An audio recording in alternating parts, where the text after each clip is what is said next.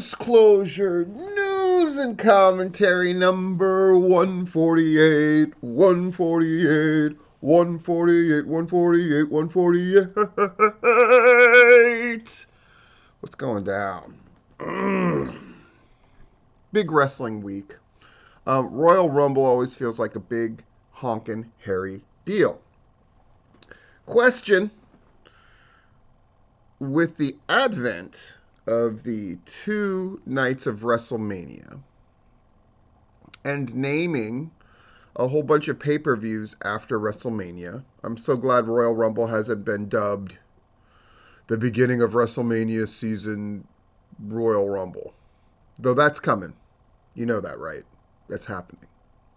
But the next pay-per-view, whatever they end up calling it, will probably be WrestleMania related. And then the post-WrestleMania pay-per-view is already the WrestleMania Fallout show or whatever. Nonetheless, Royal Rumble has long been most people's favorite WWE pay-per-view. Has that gap widened since WrestleMania has gone to 2 nights? Discuss. All right. Hope you're doing well. Hello to my patrons. Yes, I'm going to do my level best to get this full disclosure done. And then, ooh, look at how we can alter the world. Wow. Webcam. I'm going to do my best to get this full disclosure done and then get out a Platinum Pinfall. It's already planned and ready to go. I just have to record it. So, by the way, yes, I have 29 patrons. I would love to get 30, so feel free to sign up below. That would be amazing. We got stuff in the mail. It's a t-shirt, obviously. Can't wait to see it. Your mom goes to college. Boy, I remember getting this shirt years and years ago at a swap meet in Daytona, at the biggest swap meet I've ever been to. Exciting stuff. Boom, we open this bad boy up. Again, thank you so much for sending me stuff, and I will unbox them usually on full disclosure if you do, so I definitely appreciate it. You see it the same time I see it. 1, 2, 3, bop. Oh, just wait, it gets better. That's really cool. It's a rare, sweet, inspirational shirt. I do love that. Cool, cool, cool. Now, was there a ton of local-ish wrestling happening? No, there wasn't. We're going to go over the 2 that we know about. They're both the weekly shows, and they both are ever determined, right? APW, Alternative Pro Wrestling, drew 42. Jeremy Vane's still doing it, by the way.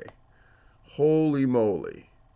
Still doing it, still working with kids, they're not kids per se, but working with wrestlers, teaching them the trade, and then sending them on often to Anarchy or to other places to do their thing. Strychnine still does their shows, helping out there. And then Pro South doing its thing. Really cool that they had the killer talk segment, as Larry describes it, with Tyler Sutton and Eric Silva. Pretty awesome. Pretty awesome. They're setting up for their big Valentine's Day Massacre show. This Friday, we start getting back into the swing and having more shows. That's going to be awesome. I'm sure Southern Honor is due, right? Because it'll be the first Friday in the month. So that's going to be stuff to talk about for sure. But with only those 2 shows to talk about, that means we can jump right into the commentary. What, Steve? But it's going to be a bit of a long one. So I wanted to jump right into this. Is it going to meander? Is it going to wander? It might. So I couldn't help but notice your pay-per-view, Royal Rumble. What did it succeed? Now, Wrestling, like politics, there's literally not a position that can be taken where there isn't a group of people who are going to passionately defend that position, no matter how idiotic or stupid. And in politics, that is, and in wrestling, no matter how mediocre a thing is, there's going to be people who immediately advocate for it. And there's a bunch of very smart people who advocated for Royal Rumble. And let's get some things out of the way. Was it a success? In terms of attendance, it most certainly was, right? 44,000 is 44,000. And when you're a company that, when's the last time they've sold out a show? It's been forever. And Royal Rumble wasn't sold out, but nonetheless, 44,000 is an immense number and a testament to how important that pay-per-view is, or premium live event. Boy, that's going to take a while, isn't it? It's going to take a while. Then again, I've stubbornly never put the exclamation point at the end of SmackDown, as they've wanted me to since that show started. So I'm probably going to have a hard time with premium live events. Did things get advanced for... one of the arguments I saw, don't worry, we'll get into what the commentary is about. Did the show set up the main events for WrestleMania? Yes. But at this stage in the game, isn't that the bare minimum of what it's supposed to do? It's literally what that match has evolved into structurally. So to make some kind of claim of, well, it's set up the main events of WrestleMania, 2 hours of content, the women's Royal Rumble and the men's Royal Rumble, and if all you get out of it are the contenders for one of their world titles, and that's the only thing that you can really say about it, that's a fail, right? If that's all they do, because it's literally the design of the match. And there's no guarantee that that will even pay off, by the way. I remember the year that Alberto Del Rio won the biggest Royal Rumble ever, where 40 dudes, and then he ended up wrestling in the opening match. I mean, so it doesn't necessarily... Okay. So let's get that out of the way. For accomplishments of booking, okay, we set up Ronda Rousey and Brock Lesnar. We can nitpick it in terms of like its own internal logic, right? And how it has none, as the kids say. Brock Lesnar getting the number 30 spot is problematic. It wouldn't make sense. He has a title match. They never announced he was going to be in the match, as they did with Charlotte Flair, who was the champion that was also in the match, and they expressed purpose. Why wouldn't you have announced that? It's because they were tinkering, right? Vince McMahon was tinkering. Whole thing reeked of Vince McMahon, like Bruce Pritchard booking. Let me say this about the Royal Rumble. It is the best gimmick match in wrestling history. In terms of its ability to draw, which we can clearly see. In terms of the excitement that the match generates just in and of itself because of the structure, it is the most imitated match in wrestling. There's not a group of note that does not do some variation thereof of the Royal Rumble. Again, you can debate with me about that. I think you'd look pretty stupid. That everybody in some way, shape, or form cribs from the Royal Rumble. Because it's naturally just very exciting to watch. The inherent built-in thing of every 2 minutes, a 10-minute countdown. It's a Vince Russo dream, unless the only way it would be more Vince Russo-ish is if they changed it to a minute and they had 60 people in it, and at least 2 rings, and then alligators swimming around a moat on the outside. Bro. With that said, we're going to talk about gimmick matches in general, and then the Royal Rumble in particular, to assess what a failure both of those matches were. And what I'm not going to talk about is they were a failure because of who won them. That's incidental, Clarice, who won. And I think we can agree that at the very least, the two people that won, Ronda Rousey and Brock Lesnar, have a great deal of cachet and credibility. Um, Let me get rid of this notion too, this idea of God, it's mostly wrestling people who do this, but it's wrestling fans who do it as well. This idea of earn, um, deserve. They they don't deserve to win because they're part timers. They don't deserve to win. That's such a dumb notion. Pro wrestling is fake fighting in your underwear, right? Um, there is no deserve. There's only things that strengthen and things that weaken. And that's something that can be discussed. While everything I'm going to talk about is subjective, meaning a matter of opinion, because we're talking about fake fighting in your underwear, um, there are things that lean towards feels much more true, and we can look at historical precedent and see than not. Those are things that we can look at and assess. And we can go by gut instinct and just general feeling and that kind of thing. Um, so here we go. Gimmick matches. Um, tag team wrestling. Tag team wrestling is a gimmick match. It's a gimmick match that through practice we've decided collectively is a regular integrated part of wrestling and no longer treat as if it is a gimmick match, but it is still a gimmick match.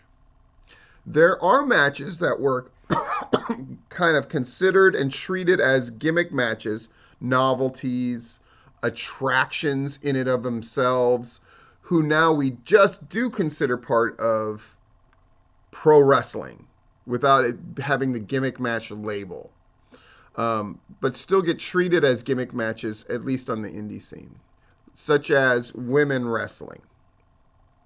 The very definition of a gimmick match, the very definition of attraction and a novelty, right? When women wrestling in a ring is banned in, let's say, New York, as it was, and then finally Fabulous Moolah's wrestling so and so after a whatever year hiatus, right? That's why she had a world title for 40 fucking years or whatever it was, right?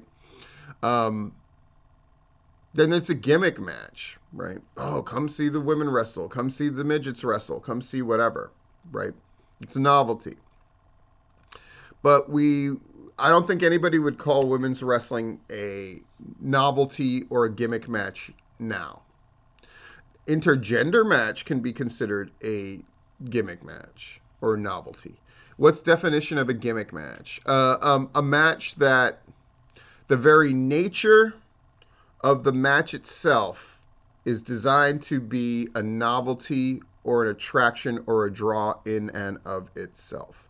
What is the most successful gimmick match in Georgia area wrestling?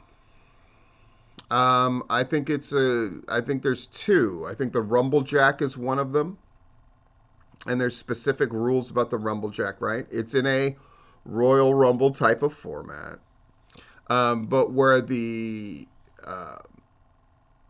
last two competitors wrestle each other. I believe that's right. Isn't that it? Um, and the War Games match. The South loves a War Games match, right?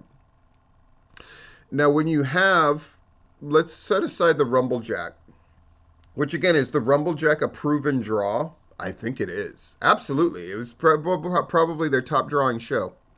And if not the top drawing show for Southern Honor, it's probably in the top two. I'm sure Dylan or Gary can tell me if I'm correct on that, but I'm pretty sure I am, right? And drew in excess of 500. And it's become quite the thing. And the Rumble Jack was the way that Southern Honor came back after COVID in a strong way. So that match is a proven entity. They named the show after it.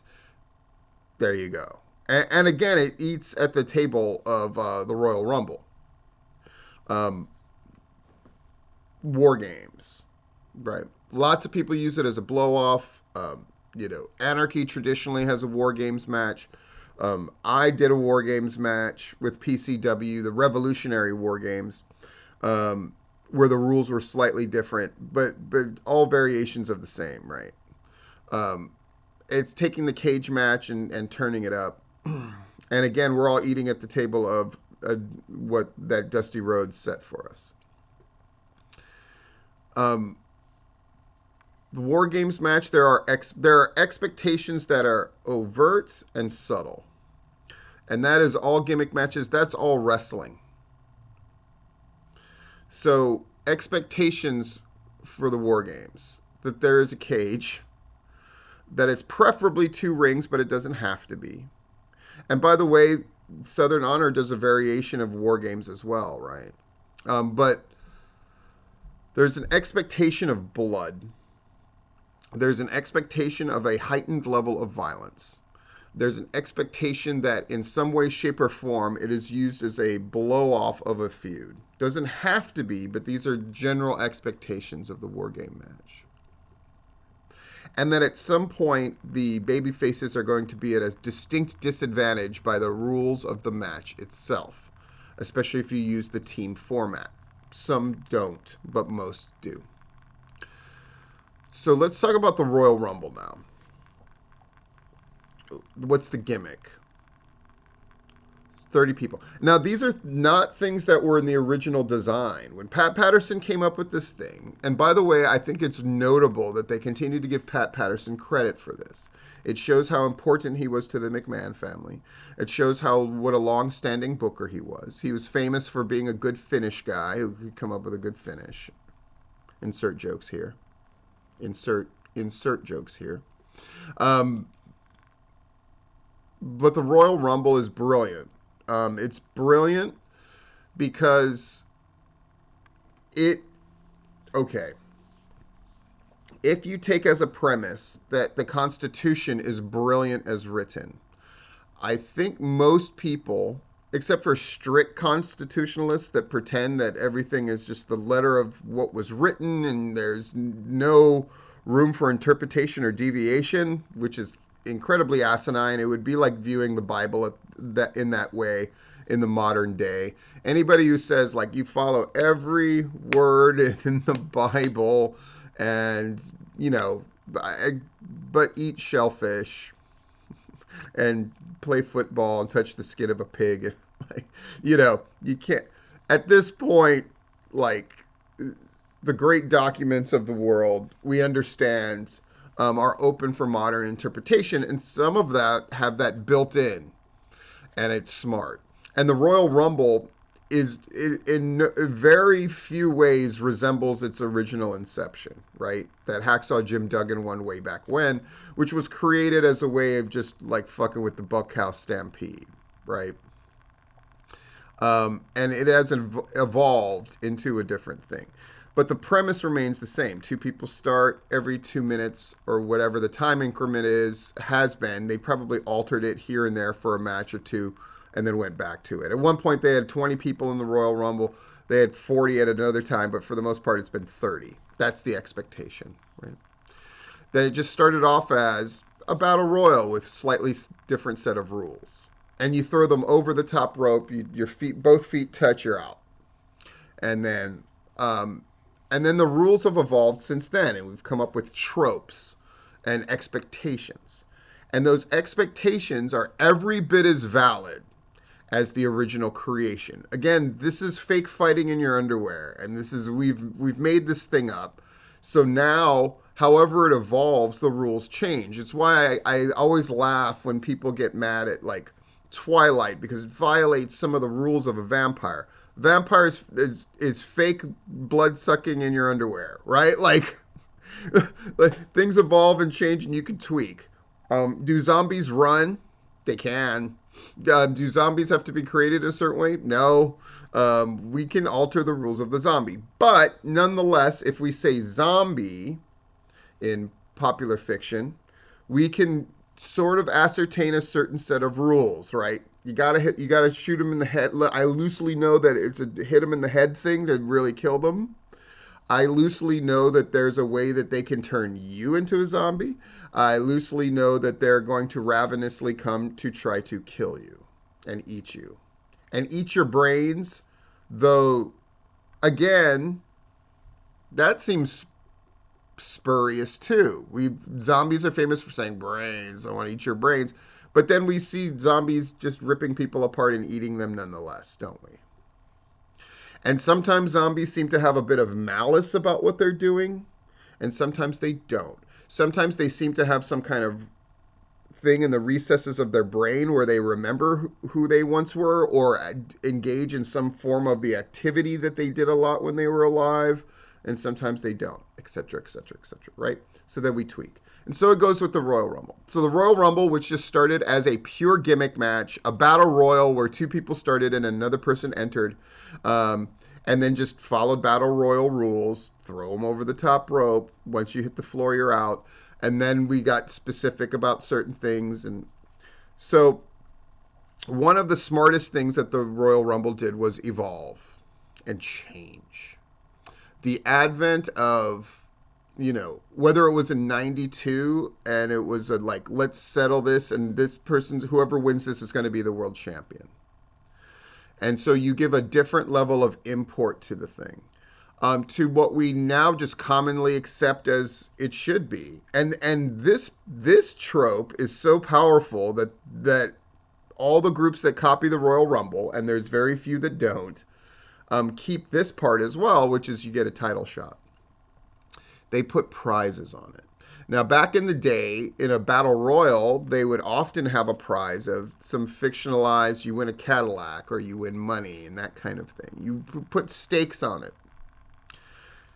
And now the stake is, you notice we do very few money-oriented things in wrestling, just because it seems silly, right? It seems silly to talk about $5,000 prize. I thought the Zicky Dice thing was really funny because they had the $1 million in exposure bucks as a prize for a thing that Carly Bravo won. Really funny tongue-in-cheek thing there, right? But the Royal Rumble, and you now get a title shot. And that's given a different level to it. And you get your title shot at WrestleMania, which is a big, huge deal and a big, huge prize. And I would argue that all these evolutions and things that they've added have added greatly to the event. What are other expectations now? That you're going to have surprises. Surprise people who show up. Whether that surprise is in the form of, hey, here's this person who's a non-wrestler traditionally who's now into it. This year, Johnny Knoxville, right? The return of Bad Bunny. Other tropes. That if people have a personal conflict before the Royal Rumble, that it meets itself out and those two people will have a confrontation in the Royal Rumble itself. That's an expectation. Sonya Deville and Naomi, right? Surprise people showing up. People who haven't been around for a while showing up. Wrestlers from other companies showing up, which happened in the form of Mickie James. Other things. And here's the part where people just didn't seem to get it. If you're proud of the fact that they set up the contenders for the world titles, both women's and men's, at WrestleMania, that's nothing to be proud of because that's just a pure, at this point, that is just a canonized expectation. So hitting that mark is the bare minimum. It's putting your name on the test for the SAT. It doesn't mean it can't be exciting, doesn't mean it can't be interesting. Hell, that's what the match tends to focus on, right? Who's going to win? But there are other expectations. If you are in the final 4 out of the 30, that you are somebody of import and somebody who we could imagine winning. That's important. Another trope. If you throw out the most people, that's considered a form of push. Who threw out the most people this year? I don't really fucking know. Do you? And does that mean you can? It's not fair. I mean, just because Bianca threw out one person, Bianca throwing out one person means that she didn't get a push worth of shit. Big E getting in there and then immediately getting thrown out means he ain't shit. That is a very fair criticism that people can levy at that match because it's expectations that they have set up. They're the ones who make a big deal about the length of time that people are in, which nobody was in there for a length of time of note. Um, what stories were advanced that are WrestleMania worthy, for example, that have nothing to do with the title picture? Nothing. Did they do the surprises?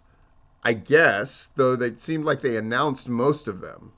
Um, oh, and there's other expectations that have been heaped upon that match.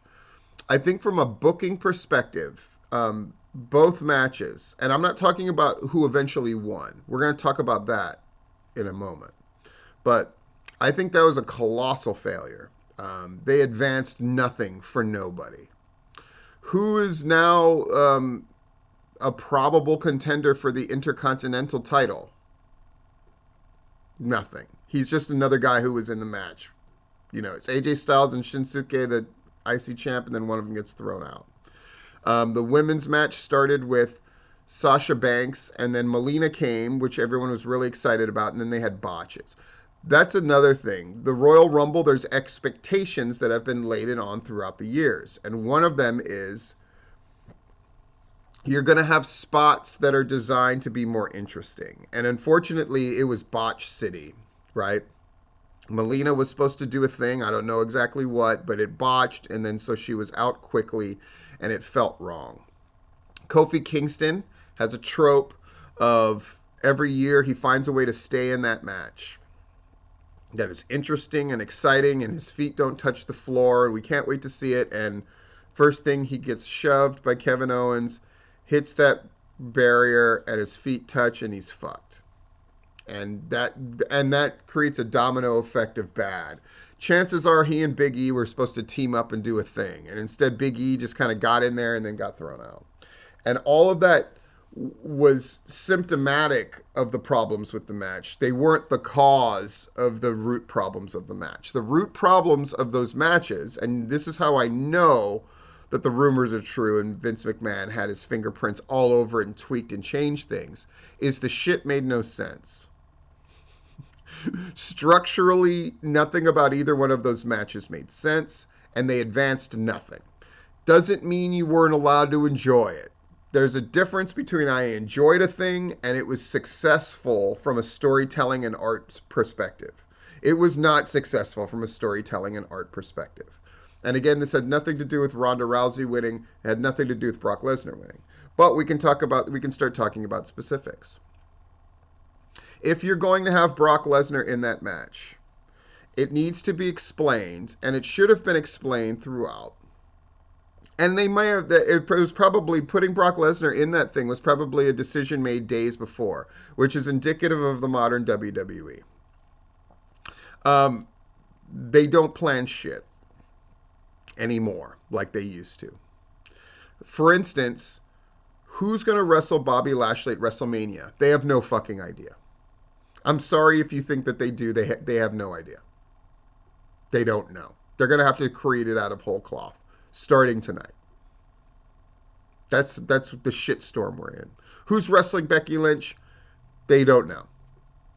If it was going to be Bianca, then they sure did a piss poor job of setting that up. And they should have. If it's going to be somebody else, I don't know. They don't know. And it's indicative of the product that they put out. They don't know. What are the major feuds going to be? They don't know. They don't know. And that was part of it. So I found, I'll take something that was emotionally resonant. Right. Naomi and Sonya Deville. They've done that on television many times. They continue to have this raging feud with each other. It is inarguably the best structured feud they have going which I don't know what the fuck that tells you. When it's the general manager against Naomi, who's in no way close to the title picture, and Sonya Deville keeps screwing her, keeps screwing her, keeps screwing her. We want Naomi to get revenge. Naomi hits that ring, Sonya Deville, and there she is, right? And then Sonya shows up, and she set up this trope, which I love, of when I have this jacket on, I'm an authority figure and you can't touch me. When I take this jacket off, I'm a wrestler and then I'm fair game. And so she shows up, and she's got the jacket on. So she goes and sits down at the commentary table. I thought that this was a great bit of theater and a great bit of booking. Because now, when Sonya's sitting there at the commentary table, she's a ticking clock. Ironic, because again, this is the Royal Rumble. So we know at some point our expectation is a confrontation is going to happen. And lo and behold, a confrontation happens. And as soon as they're in the ring together, it is on. And it is a different level of fight from the usual. The usual is 3, 2, 1. We react to who comes out. Notice how important the reaction and the live crowd is to that particular thing. You know what the camera cut to every time the timer ran down first? It didn't cut to who was coming in. It literally cut to a crowd reaction so you could see them react, and then they would show you who was coming to the ring. That's how important a live crowd is. So to David Marquez and other idiots who say that having a live crowd doesn't matter because they make their money through a contract that they have with TV stations and it has nothing to do with a live crowd and so empty seats don't matter. Tell that to the producers of that motherfucking wrestling show. Live crowd matters because they would immediately cut to the live reaction of people going like, oh my God, oh my God, oh my God. Which for all I know was fucking B-roll that they shot before to make sure that they got a proper fucking reaction. And then boom, they cut to whoever their entrance music and they were coming to the ring, whatever. So Sonya and Naomi are going at it. I mean, fighting viciously. Whereas everybody else, the trope is usually 3, 2, 1, meh. You see who it is, you get the crowd reaction. They come to the ring quickly or not so quickly, but they come to the ring and then it kind of has like a hot tag feel. They come in and they bump a bunch of people. And then they get cut off and blah, blah, blah.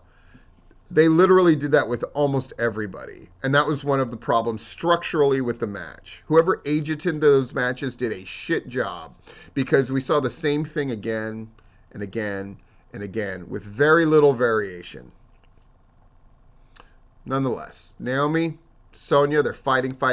Cats and dogs. It looks like a fight, not like wrestling spots, which I thought was brilliant. Sonya's on the defensive, which is brilliant. Naomi threw her out for a pop. One of the few people who threw somebody out where it got a reaction from them getting thrown out.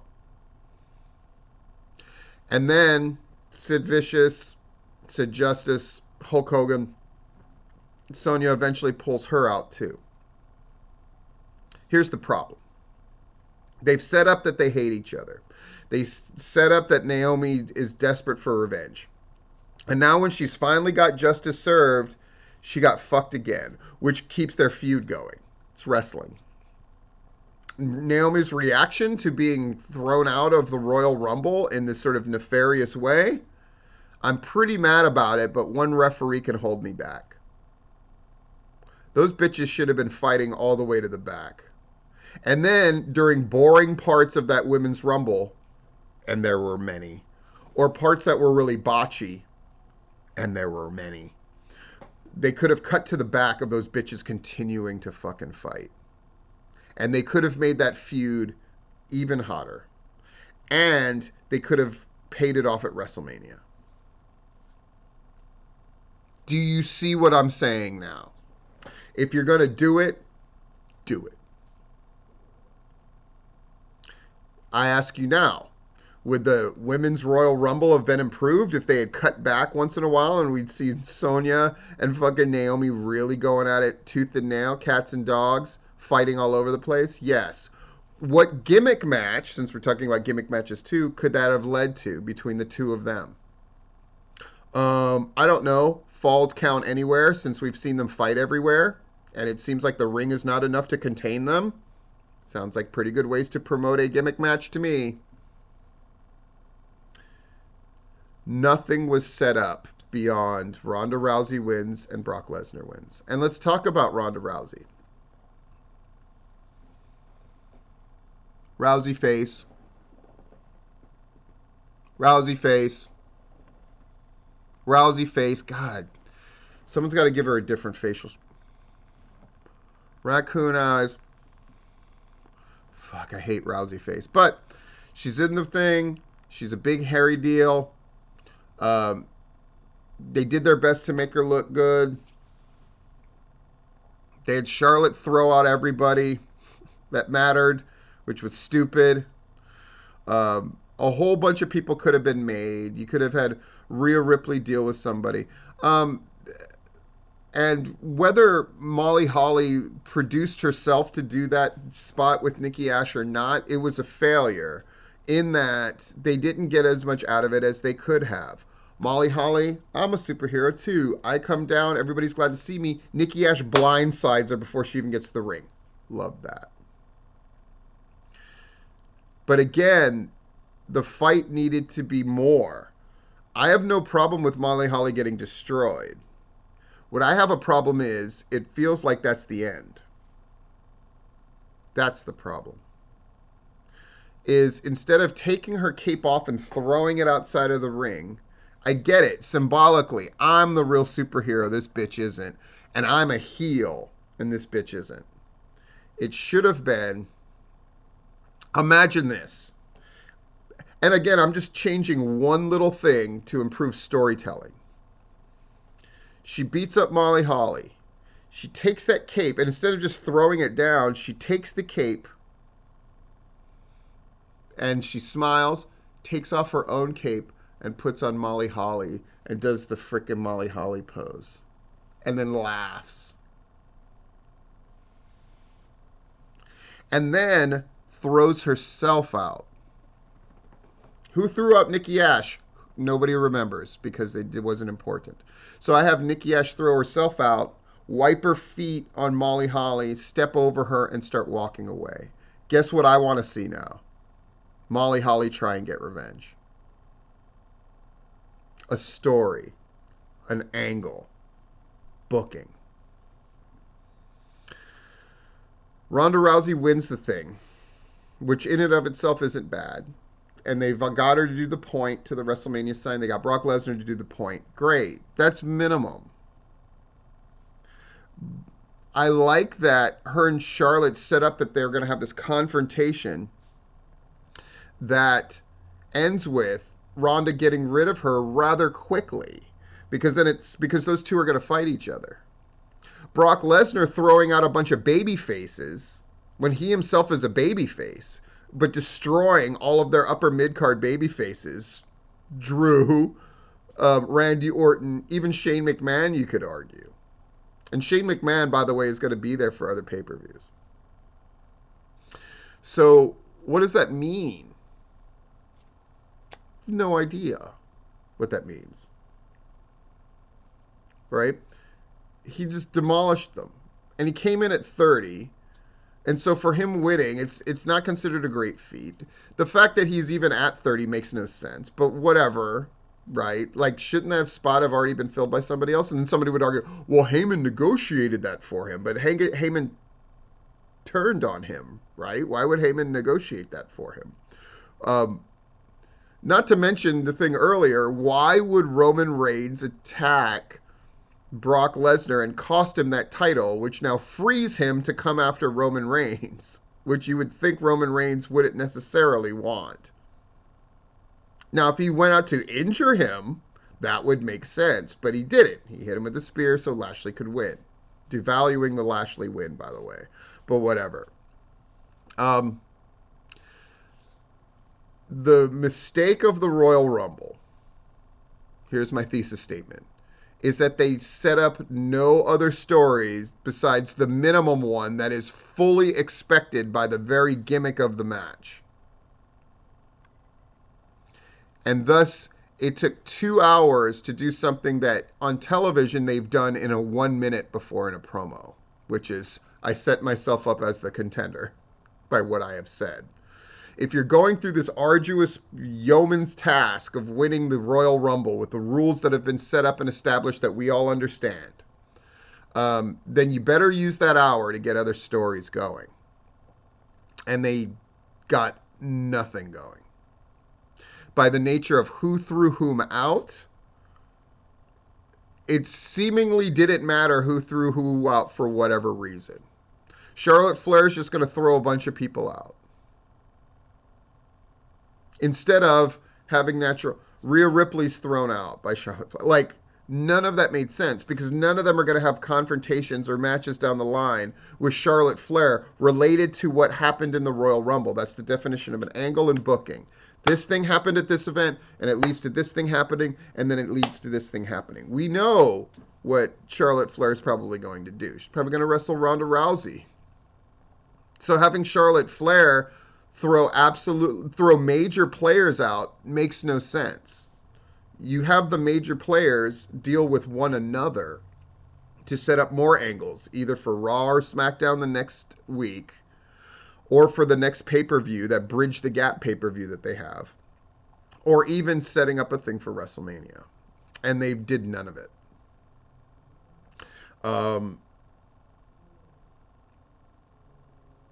Anyway, have a good week. This has been Full Disclosure.